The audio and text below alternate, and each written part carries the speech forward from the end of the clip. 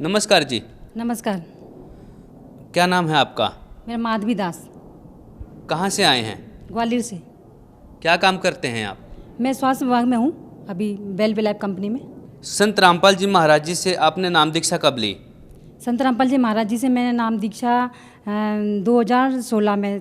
संत रामपाल जी महाराज जी से नाम दीक्षा लेने से पहले आप क्या क्या भक्ति साधना करते थे? संत रामपाल जी महाराज जी से जुड़ने से पहले हम शंकर ब्रह्मा विष्णु की शीतला माता की भक्ति करते थे और बस ऐसे जीवन यापन चल रहा था।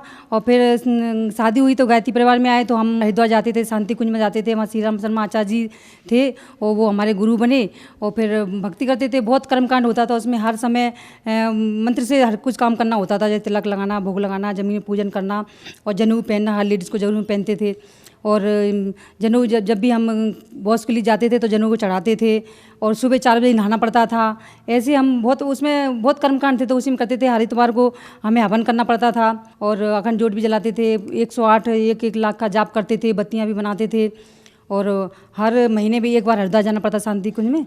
और ऐसे ही भक्ति चल रही थी बस। आप इतनी सारी भक्ति साधना कर रहे थे, हरिद्वार भी जाते थे, गायत्री परिवार से भी जुड़े हुए थे, ब्रह्मा विष्णु महेश की भी पूजा कर रहे थे। इतनी भक्ति साधना करने से आपको क्या लाभ हुए? अब इतनी भक्ति साधना कर तो रहे थे लेकिन लाभ तो कुछ नहीं हो रहा था। परमात्मा की इच्छा थी मिलने की तो लाभ तो कुछ नहीं हो रहा था, लेकिन लाभ जो भी होता था सोचते थे चलो परमात्मा की देने, लेकिन अपार कष्ट भी था उसमें। हस्बैंड शराब पीने लगे और शरीर में भी प्रॉब्लम थी बहुत ज़्यादा। बोन्स की प्रॉब्लम हो गई थी मेरे को, पाइल्स की प्रॉब्लम थी, यूट्रस की प्रॉब्लम थी, सिर में दर्द भी बहुत होता था। बहुत जगह इलाज करा लिया था, CT स्कैन वगैरह कराया था, लेकिन वो बोलते थे इतने समय का कोर्स लो। तो दवाइयाँ भी खा ली थी, उसके बाद फिर भी आराम नहीं मिल रहा था। तो ऐसे ही चलता रहा और इधर ना पति भी परेशान करते थे। तो लेकिन दिल में तो लगी थी परमात्मा कहीं तो है, कभी तो लाभ मिलेगा जब परमात्मा मिलेंगे। ये कैसे भगवान है, ये इनके इतनी सारी पूजा पाठ करते हैं और फिर भी हम परेशान हैं और सब ऐसे ही चलता रहता। लेकिन मन मार के रह जाते थे। जब भी दुख पड़ता था, जब पूजा करने बैठती थी मंदिर के सामने, तो मैं वहीं रोती थी। फिर आप संत रामपाल जी महाराज जी के शरण में कैसे आए?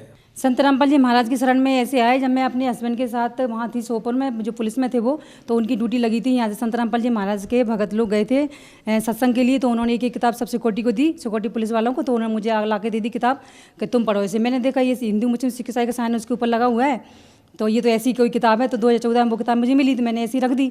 फिर 2016 में परमात्मा ने मुझे खुद दर्शन दिए। संत रामपाल जी महाराज ने वो आवाज़ लगा रहे सुबह 4 बजे कि बेटा इस किताब को पढ़ो, रखे हो। तुम 3 बार बोला बेटा इस किताब को पढ़ो, तुम इसे रखे हो। तो फिर मैंने सोचा पता नहीं किस महात्मा की आवाज़ आ रही, कौन से कैसे बाबा की आवाज़ आ रही है। मेरी नींद खुली एकदम अचानक। तो मैंने कि वो किताब तो मेरे पास बहुत पहले से थी, पता नहीं कहाँ चली गई। अब जैसे मैंने मुड़ के देखा पीछे अलमारी में रखी, तो मैंने उसको तुरंत ही उठ के सुबह ही और पढ़ना शुरू कर दिया। तो एक चैप्टर मैंने पढ़ा, उसमें लिखा कि जो मांस मदरा मीट खाते हैं वो 70 जन्म कुत्ते के भोगते हैं, गंदी नालियाँ चाटते फिरते हैं। और जो परिस्त्री का भोग करते हैं 70 जन्म अंधे के भोगते हैं और कष्ट में रहते हैं बहुत। तो मेरी रूह कांप गई। मैंने कि ये तो भक्ति कितनी सच है इसमें, जो सच बता रहे हैं। और हम क्या कर रहे थे आज तक, इतना समय हमारा पूरा व्यर्थ हो गया। 30 साल हमने गायत्री परिवार में भक्ति करते करते गुजार दिया और यहाँ ये सत्य पता चल रहा है। तो फिर मैंने तो अपने हस्बैंड को, अपने पति को बोला कि देखो तुम क्या कर रहे हो पुलिस में रह के, और मैं तो नाम दीक्षा लूँगी परम संत रामपाल जी महाराज की, और मैं तो ग्वालियर जा रही हूँ। तो उन्होंने बोला तुम्हें ऐसी सच भक्ति लगती है, सच्ची भक्ति लगती है, तुम चले आओ, मैं तुम्हें रोकूंगा नहीं, और तुम जो करना चाहते हो करो। तो मैं ग्वालियर आई। तो फिर मैंने परमात्मा संत रामपाल जी महाराज से 16 अगस्त 2016 में मैंने नाम दीक्षा ली।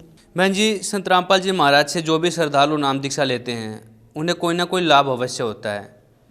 आप भी संत रामपाल जी महाराज से जुड़े, आप गायत्री परिवार में जुड़े हुए थे, आपको कोई लाभ नहीं हो रहा था, आपको उल्टी हानि हो रही थी। और संत रामपाल जी महाराज जी से नाम दीक्षा लेने के बाद आपको क्या लाभ हुए? संत रामपाल जी महाराज के शरण में आने से मुझे बहुत सारी बीमारियां थी। जैसे सिर में दर्द था, उसका बहुत CT स्कैन भी करवाया, दवाई भी ली, और डॉक्टर 3 महीने का कोर्स देते थे वो भी कर लिया हमने। फिर बच्चा बोलता था कि मम्मी ऐसे इलाज कराने से क्या होगा, इसमें देखो तो कोई पेन किलर तो नहीं दे रहा वो, तो इससे आराम पड़ रहा हो। जब भी अपन दवाई नहीं खाते तो सिर में दर्द होने लगता है। तो ऐसे ही हम इलाज कर रहे थे, करते करते इलाज करते करते हार गए। फिर रह गए चलो परमात्मा करेंगे, जो होगा देखा जाएगा। इतना पैसा भी नहीं था। तो जब संत रामपाल जी महाराज जी से नाम दीक्षा ली और मंत्रों का जाप किया, मर्यादा में रह के नियम से भक्ति की, तो ये बीमारियां, शरीर का जो प्रॉब्लम थी, जो भी कष्ट था, वो सारा क्यों ऐसे चला गया जैसे कोई चमत्कार हो गया हो। हमें इतना विश्वास पहले नहीं हो रहा था, लेकिन अब ये हमारे साथ इतना लाभ हुआ तो हमें लगा कि हाँ ये सच्चे परमात्मा है, यहाँ हमें परमात्मा मिल गए और हमें इनकी शरण में आके सारे सुख मिलेंगे और कभी कोई जीवन में कोई कष्ट नहीं हो सकता, क्योंकि इतना अटूट विश्वास। और हमने सोचा अपने दिल में कि ये सच्चे परमात्मा हैं यहाँ आकर हमें बहुत लाभ हुए। और फिर मैंने मम्मी से बोला, मम्मी आप भी बीमार रहती हो, आप भी ले लो, ये तो साक्षात परमात्मा है, संत रामपाल जी महाराज हरियाणा में आए हुए हैं और आप विश्वास करो, आप भी ले लो। तो मम्मी ने भी नामना ले लिया था। तो मेरी मम्मी बहुत पहले बीमार रहती थी, बचपन से मैंने देखा था, जब से होश संभाला कि मम्मी हमेशा दवाइयाँ गोली खाती रहती थी। तो मैंने उनसे बोला, मम्मी अब अंत आ गया। मेरी मम्मी शीतला माता की भक्ति करती थी और शंकर ब्रह्मा विष्णु की पूजती, सारे सभी देवताओं को पूजते थे, मतलब काल में जितने भी भगवान हैं सबकी पूजा करते थे। जो भी सामने आता था उनका व्रत करती थी। गायत्री माता की, मेरी शादी के बाद गायत्री माता भी पूजने लगी थी, वो गायत्री का व्रत करने लगी। तो और शिवरात्रि करते थे, सोमवार करती थी और अमावस पुण्य निर्जला 11 भी रहती थी। इतने कठिन तपस्या पूजा पाठ करती थी, बिना पानी के रहती थी, बिना खाने के रहती थी। फिर भी शरीर में इतना कष्ट था, इतना, तो मैं कहती थी ये कैसे भगवान है, कभी सुख ही नहीं देते हैं। तो मुझे तो बहुत नफरत सी होने लगी थी। लेकिन जब शिष्टाचार चला आ रहा है, माँ बाप करते हैं तो अपन भी करते हैं, वही करते रहे, लेकिन लाभ कुछ नहीं हो रहा था। फिर संत रामपाल जी महाराज की शरण में आए तो मैंने मम्मी से बोला, तो मम्मी नाम दीक्षा ली तो मम्मी को लाभ होने लगा। मम्मी मेरी बिल्कुल ठीक हो गई। नहीं तो हमने कहाँ नहीं ले गए उनको, जहाँ भी कोई बताता झाड़ने फूकने कहीं भी, और देसी दवाई के लिए सब जगह जो कहती थी, जिससे उनसे जो भी कोई कह देता था वहीं जाने के लिए जिद करने लगती। तो हम उनके ऊपर कम से कम लाखों रुपए बर्बाद कर चुके थे, लेकिन वो ठीक नहीं होती थी। आज तक भी, अभी तक 2-4 महीने तक ठीक नहीं हुई। और अब संत रामपाल जी महाराज की शरण में आने से वो बिल्कुल ठीक है। अब वो कहती है मैं परमात्मा की भक्ति करूँगी। संत रामपाल जी महाराज की शरण में आने से मुझे एक लाभ ये भी हुआ, मेरे पति पहले नशा करते थे। पुलिस में तो ये सब कुछ चलता है, पुलिस में तो सभी लोग पीते खाते हैं, लेकिन हम लोग गायत्री परिवार में थे तो मैं उनको बोलती थी ऐसा नहीं करना। पहले कुछ नहीं करते थे, बिल्कुल हवन करते थे इतवार को और पूजा पाठ सब कुछ चलता था, लेकिन पुलिस में सर्विस आने के बाद ये कष्ट हो गया, वो शराब पीने लगे। लेकिन संत रामपाल जी महाराज की शरण में आने से वो बिल्कुल छोड़ दिया उन्होंने शराब पीने। तो संत रामपाल जी महाराज की शरण में आने से मुझे इतने सारे लाभ हुए। बहन जी, आप स्वास्थ्य विभाग में कर्मचारी हैं, आप पढ़े लिखे वर्ग से हैं, लेकिन कुछ लोगों का ये मानना है कि संत रामपाल जी से जो भी श्रद्धालु जुड़े हुए हैं वो अंधभक्ति के तहत जुड़े हुए हैं। हम आपसे जानना चाहेंगे यह बात कहाँ तक सही है। मैं स्वास्थ्य विभाग में हूँ और मैं इतने लोगों को दवाइयाँ देती हूँ, फिर भी मेडिसिन वो काम कर रहा है, वो उससे लाभ नहीं होता है, फिर भी दवाइयाँ लोग खाते रहते हैं। लेकिन संत रामपाल जी महाराज की शरण में आने से वो बीमारी यूँ ठीक हो जाती हैं कि इतना चमत्कार होता है। तो इसमें अंधविश्वास यहाँ नहीं है, लेकिन जगत वाले बोलते हैं ये अंध है। अंधविश्वास ये बिल्कुल नहीं है। मैंने इस यहाँ नाम दीक्षा लेने के बाद ही, परमात्मा की शरण में आने के बाद मैंने देखा ये कबीर साहेब साक्षात परमात्मा है। अगर परमात्मा नहीं होते तो ये लाभ कैसे होता है। जगत वाले ऐसे कैसे सोच लेते हैं कि ये अंधभक्ति है, कहते हैं ना भेड़ चाल है, ये भेड़ चाल कभी नहीं हो सकती। यहाँ नामदान लेके तो देखो, भक्ति करके तो देखो, दीक्षा लेके परमात्मा की शरण में आके तो देखो, तुम्हें इतने चमत्कार इतने लाभ होंगे कि जिसकी कल्पना नहीं होगी। ऐसे बिना सत्य को जाने हुए कभी किसी को कुछ कहना नहीं चाहिए। जब सत्य की तह तक जाना चाहिए, जब किसी को कुछ कहते नहीं है कि किसी के लिए हम अच्छा नहीं बोल सकते तो बुरा भी कभी नहीं बोलना चाहिए। और हिंदू होने के नाते हिंदू शास्त्र का मान सम्मान नहीं कर रहे हैं, हिंदू वेद ही परमात्मा बता रहे हैं, टीवी में उंगली रख रख के वेद पढ़ा रहे हैं और फिर भी वो समझ नहीं रहे हैं कि ये क्या है। तो परमात्मा ने आंखें दी हैं, कान दिए, आवाज़ दिए, तो उसका सदुपयोग करना चाहिए। संत रामपाल जी महाराज एक ऐसे संत हैं जो शास्त्र विधि अनुसार पूजा पाठ बता रहे हैं, जो आज तक हमने नहीं की। शास्त्र तो पढ़ते थे लेकिन समझ में नहीं आते थे। कहते हैं गुरु बिन वेद पढ़े जो प्राणी, समझे नहीं सार रहे अज्ञानी।